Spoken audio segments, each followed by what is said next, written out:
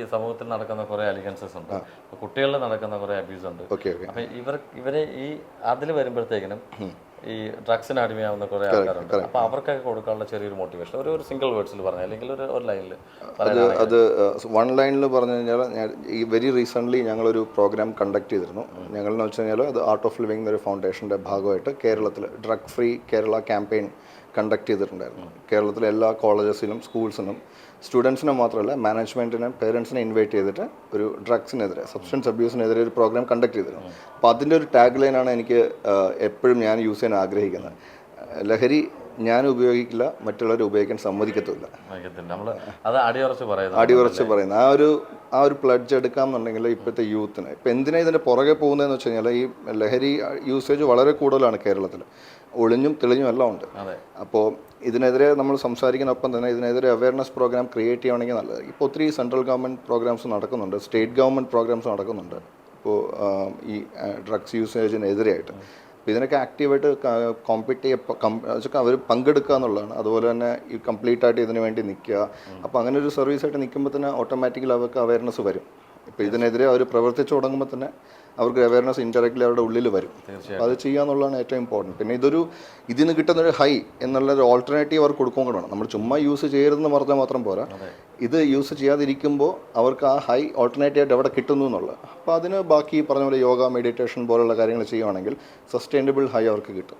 കുറച്ചുകൂടെ സ്റ്റേബിൾ ആവും, സസ്റ്റൈനബിൾ ആണ്. ഇതിപ്പോൾ ഒരു വലിയ ഹൈ പോയിട്ട് വലിയൊരു ലോയിലേക്ക് അവർ പോകും.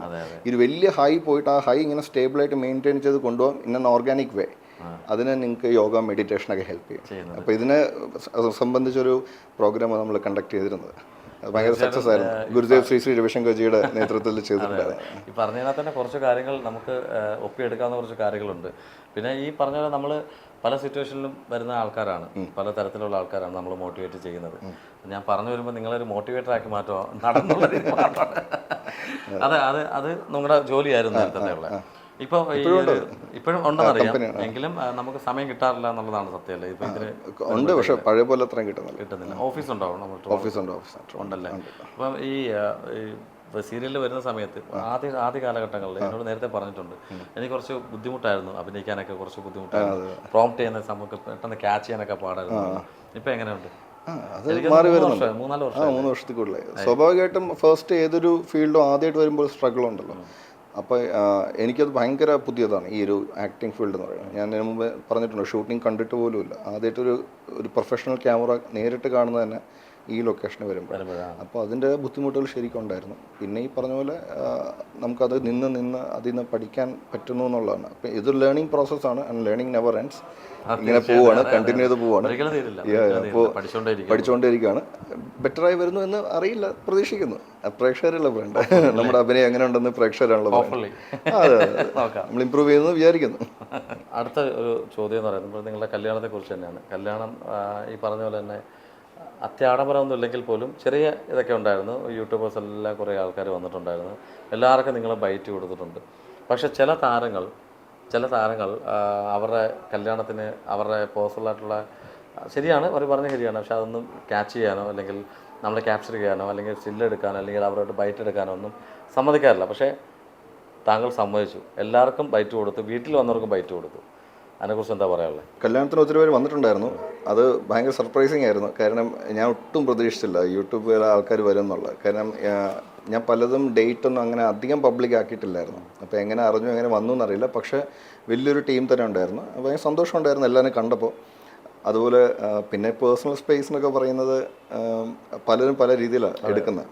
അപ്പോൾ നമ്മളിതെല്ലാം വളരെ സന്തോഷത്തോടെ കാണുന്നത്. ആഫ്റ്റർ ഓൾ കല്യാണം വളരെ സന്തോഷമുള്ള ഇവൻ്റാണ്. പിന്നെ ഞങ്ങനത്തെ ഒരു വേദിക് വെഡ്ഡിങ് ട്രഡീഷനും ആയിരുന്നു. അപ്പോൾ എല്ലാവരും അങ്ങനെ ഒരു കുഴപ്പങ്ങളോ പ്രശ്നങ്ങളോ ഒന്നുമില്ലല്ലോ. അവരെല്ലാം അവരുടെ ജോലി ചെയ്യുന്നതെന്നല്ലേ ഉള്ളൂ. നമ്മളെല്ലാവരും ഈ ഫീൽഡിലുള്ളതാണല്ലോ.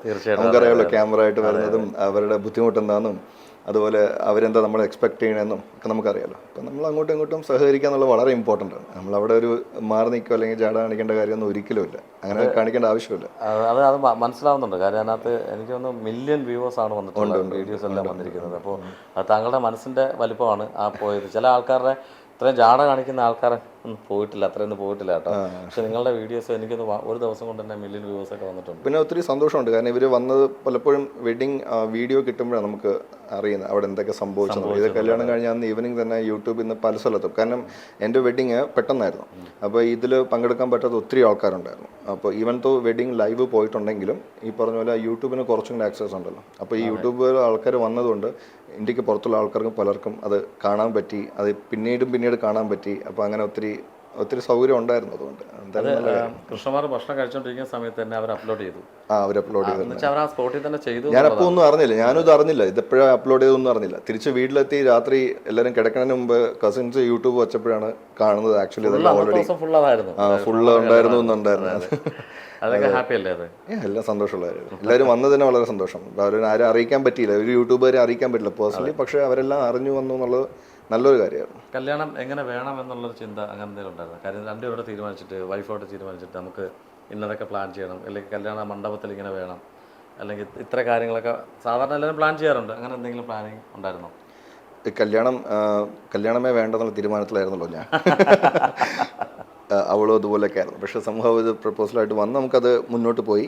അപ്പോൾ കല്യാണം കഴിക്കാൻ തീരുമാനിച്ച സമയത്ത് ഉറപ്പായിട്ടും നമ്മളൊരു ട്രഡീഷണൽ വൈസ് തന്നെ വേണമെന്നുണ്ടായിരുന്നു. അങ്ങനെ ഒരു കാസ്റ്റ് വൈസ് ആയിട്ട് വേണ്ട, പക്ഷേ നമ്മുടെ ഒരു വേദിക് ട്രഡീഷണൽ തന്നെ പോകണം എന്നൊരു, കാരണം ഞങ്ങൾ രണ്ടുപേരും ദ ഔട്ട് ഓഫ് ലിവിംഗ് എന്നൊരു കമ്മ്യൂണിറ്റിയിലുള്ള ആൾക്കാരാണ്. അപ്പോൾ ആ ഒരു രീതിയിൽ തന്നെ പോകണം എന്നുണ്ടായിരുന്നു.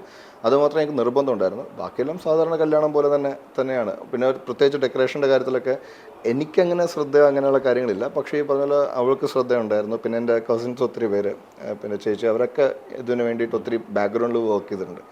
ശരിക്കും പറഞ്ഞാൽ നന്നായിട്ട് ഇരിക്കണം എന്ന് മാത്രം ആഗ്രഹം, പക്ഷെ എല്ലാം ഹാപ്പൻഡ്, ഫോൾ ഇൻ പ്ലേസ് എന്ന സംഭവത്തിൽ എല്ലാം വളരെ നന്നായിട്ട് തന്നെ, റിസപ്ഷൻ ആണെങ്കിലും കല്യാണമാണെങ്കിലും ഡെക്കറേഷൻ എല്ലാം വളരെ നന്നായിട്ട് തന്നെ അവർ ചെയ്തിട്ടുണ്ടായിരുന്നു.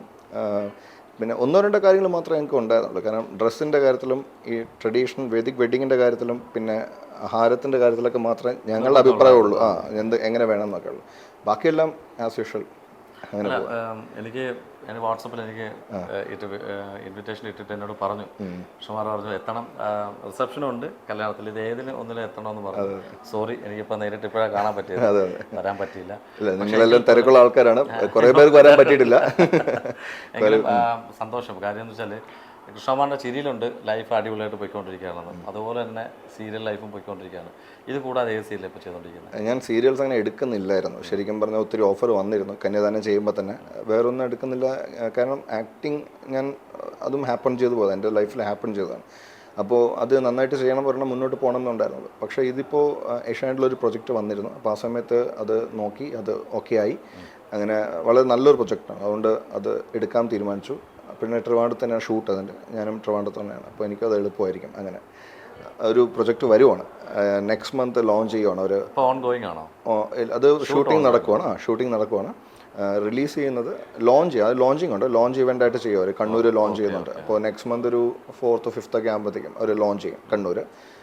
TV യിൽ മോസ്റ്റ്ലി നെക്സ്റ്റ് മന്ത് മിഡൊക്കെ ആകുമ്പോഴത്തേക്കും വന്ന് തുടങ്ങാനുള്ള ചാൻസ് ഉണ്ട്.